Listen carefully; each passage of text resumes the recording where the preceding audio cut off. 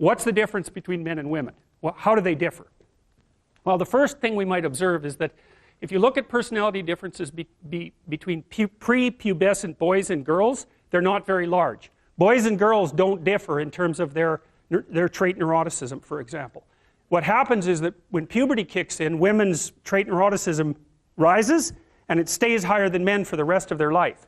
And this is why you see this reflected in the different kinds of psychopathology that beset the two sexes. So men are overrepresented in alcoholism, drug abuse, antisocial personality, and a host of learning disorders, as well as attention deficit disorder. And women are overrepresented in depression and anxiety, primarily. That seems to be tightly associated with higher levels of trait neuroticism, because maybe it's, if you're at the 95th percentile or higher, let's say, in trait neuroticism, there isn't much difference between that and being somewhat prone to depression and anxiety. And because the curves overlap, you know, the curves aren't identical, the normal distributions aren't identical for men and women, you tilt the one to the right, to the women's curve to the right towards higher levels of neuroticism. You go out and you look for the person in 20 who has the highest levels of negative emotion. It's much more likely to be female than male. Okay, so let's see if we can figure out why. So I'm going to tell you some things, basic differences between men and women, and you can tell me what you think about it if you agree or disagree. Okay, first, size differential emerges between men and women at puberty, right? Because boys and girls are roughly the same size and roughly the same strength, but men get bigger at puberty when the testosterone kicks in, and more importantly, not only do they get taller and heavier, but their upper body strength is much higher. And that's a real issue for combat, because human beings punch. There's other animals that do that. Kangaroos do that too, eh? So we're not the only people that punch, but we have clubs on the ends of our arms. And so that's how we defend ourselves. And so if you have a lot of upper body strength, especially across the shoulders, and you're heavier, then you can step into the punch and it's a lot more devastating.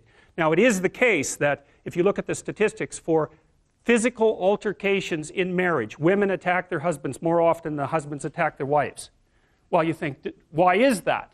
Well, let's assume that there isn't any reason other than both people in a relationship can get upset, and the women know that if they hit their husbands, nothing's really going to happen, right? Because if you're a woman about that high and your husband is, say, my height, unless you hit me with an object or something that's sharp, the probability that you're going to do me any serious damage is pretty low. You might hurt me, but if I do the reverse and hit you, and I really hit you, and so the reason, at least one of the reasons why women can be more physically aggressive in minor ways in a relationship is because everyone knows, the wife and the husband equally, that the consequence of the physical aggression is much more limited.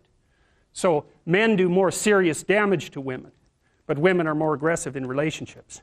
So that's interesting. So okay, so there's a body size difference that's important, a strength differential that's important.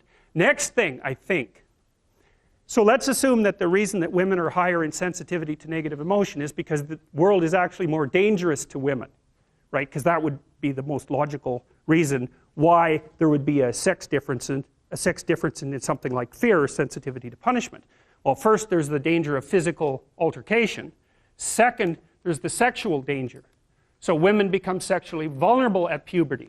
And why do I say vulnerable? Well, it's straightforward. It's because the cost of sex for women is way higher than it is for men.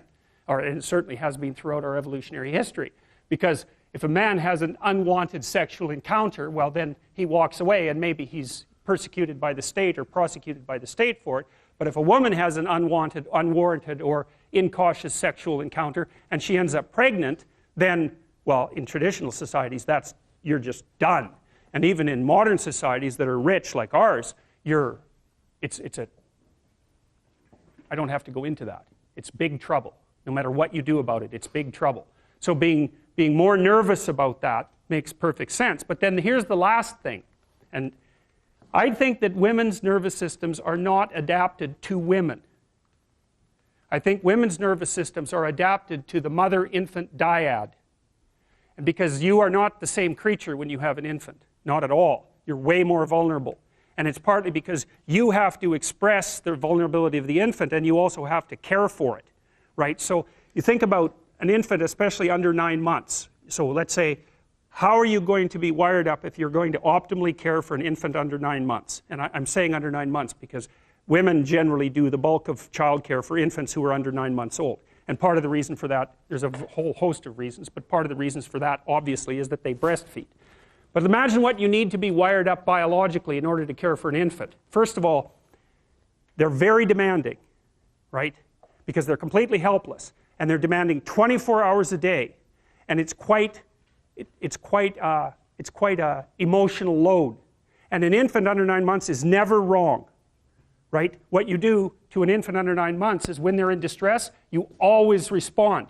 You never tell the infant, get your act together and stop whining, right? Which you can do, say, to a child that's 18 months old. You can start having that sort of conversation. But under 9 months, it's like nothing is the infant's fault. It's surrounded in an extraordinarily threatening world, and you have to be responsive to what it needs, regardless of what you want, and you have to be very sensitive to the threats that emerge in the environment. And so I think the price that women pay for that ability to have an intimate relationship with infants in the very earliest stages of development is that their nervous systems are actually wired so that they can perform that role optimally. And the disadvantage to that is that having a temperament like that doesn't work that well when you're dealing with adult men, especially when you're dealing with them in a business environment, because it's not the same thing. Not at all. It's a competitive environment. So, okay, so agreeable people are compassionate and polite. What are disagreeable people like?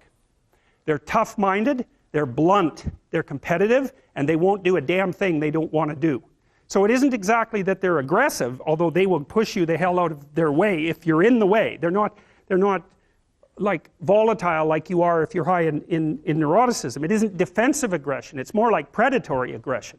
It's dominance behavior. And so for someone who's highly disagreeable, they look at the world as a place in which they can compete and win. And I'll tell you a story. I have a friend. I gave him my personality test, the Big 5 aspect scale that Colin DeYoung developed in my lab. And I knew he was a disagreeable guy, and by interacting with him. I mean, he's even rude to people sort of spontaneously on the street. I actually like him quite a bit. He's very, very funny. He's also very conscientious, so you can trust him, but he's disagreeable as hell. And so I gave him this test because I thought it would be funny, and he came out as the most disagreeable person in 10,000. So reasonable in compassion, about 30th percentile, but like 0.001 in politeness. So he's extraordinarily blunt, and he'll just say absolutely anything, no matter how horrible it is. And he was often brought into corporations to sort of clean them up. So if a corporation was tilting and not doing well, they'd bring him in to find out who the useless people were and fire them.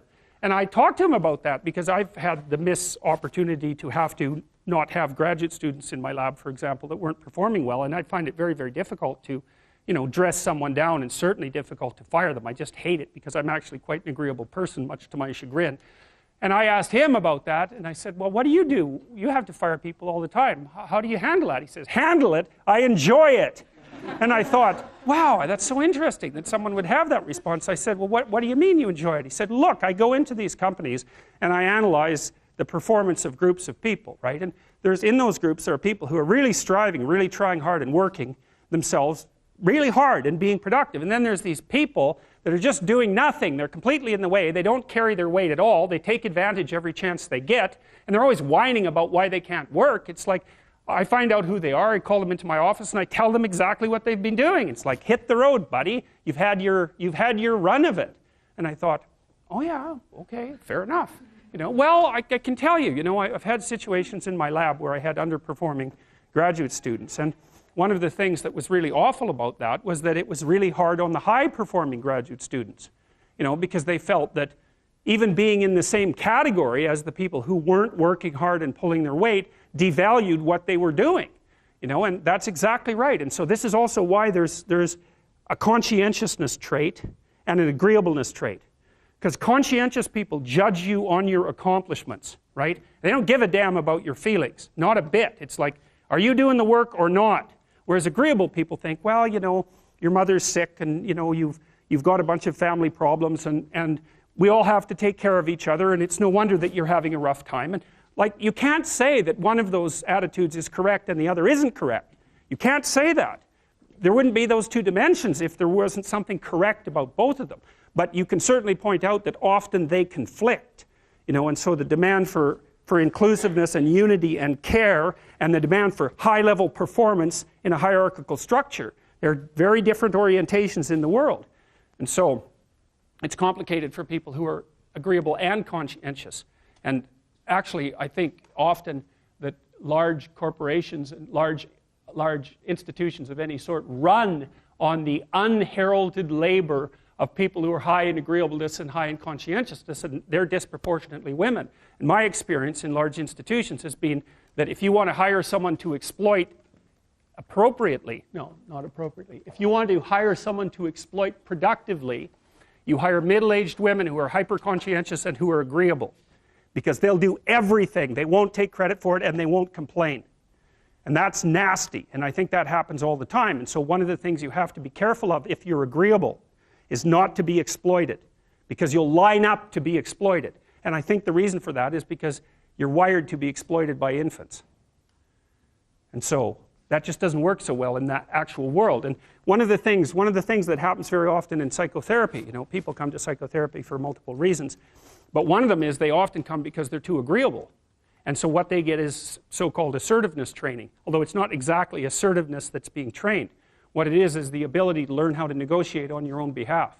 And one of the things I tell agreeable people, especially if they're conscientious, is say what you think. Tell the truth about what you think. There's going to be things you think that you think are nasty and harsh.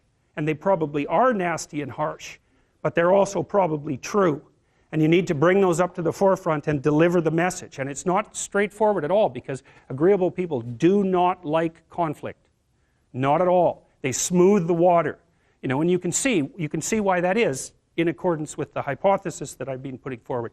You don't want conflict around infants. It's too damn dangerous. You don't want fights to break out. You don't want anything to disturb the relative peace. And if you're also more prone to being hurt physically and perhaps emotionally, you're also maybe loath to engage in the kind of high-intensity conflict that will solve problems in the short term, because it takes a lot of conflict to solve problems in the short term.